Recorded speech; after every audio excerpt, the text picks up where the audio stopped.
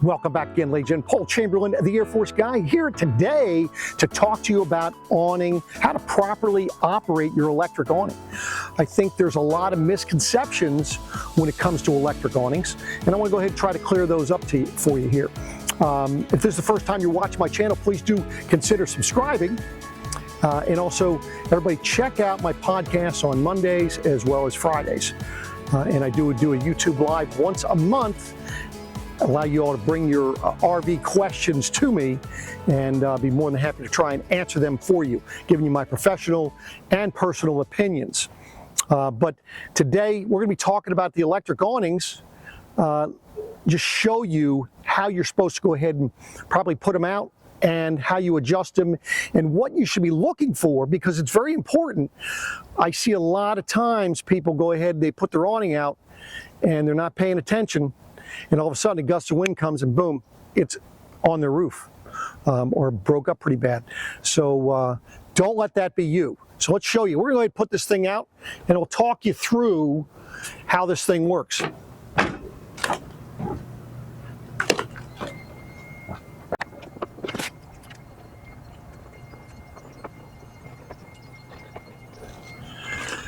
Now sometimes when you're putting this thing out, you can see this flapper that's here. Let me just pull this thing down and I'll be able to show you. Got my grill in the way here. So you can see this flapper that's here. Sometimes they get stuck. And what you want to do is you'll put it out, roll it back up a little bit until it falls down, and then put it back out. You want this folding down. Now, contrary to what some people might tell you, you can have these awnings out when it's raining. I love sitting under the awning when it's raining. However, there's some precautions you need to be careful of, and because otherwise you could have an issue. So let me show you a couple things. Now, when you put these things out, what's going to happen is these arms are going to be straight, which means for most of you, your awning is going to be straight across. That is the last thing you're going to want to have happen if it's raining, because it's going to be a problem. So what you're going to want to do is you're going to want to tilt it and maybe exaggerate the tilt to one side or the other. And you do that by just pulling right here. You see how now I have it tilted. This one's a little bit tighter than my one in the rear. Now I have this one I'll typically lean and have the water come in this direction, because the last thing you want to do, and let me show you on the back one. So when you're tilting this back one, the thing you want to be watching for is my door going to hit on the fabric? Because if it does over time, that will cause an issue. So you want to get this thing set up so that it's not going to be hitting that. Just pull it down. Now at least now you have it slanting this way, as well as I have it going that direction as well. Now you can make the rain go whichever direction you want. You can just have it coming straight off this end. You can have it go the front, the back, whatever works for you. It all really depends on how your campground is set up.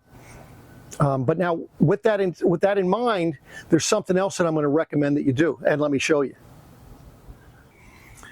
Now the next thing I highly recommend you do is get yourself a couple of straps. I have some cargo straps.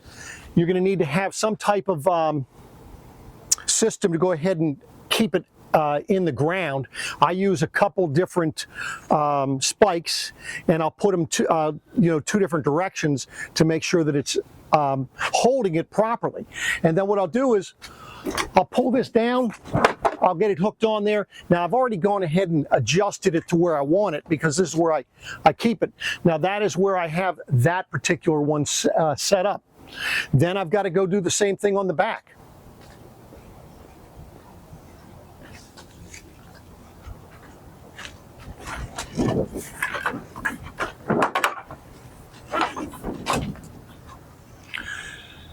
Now, with that being there, with those things being set up like that, I leave my awning out, I would say 90% of the time.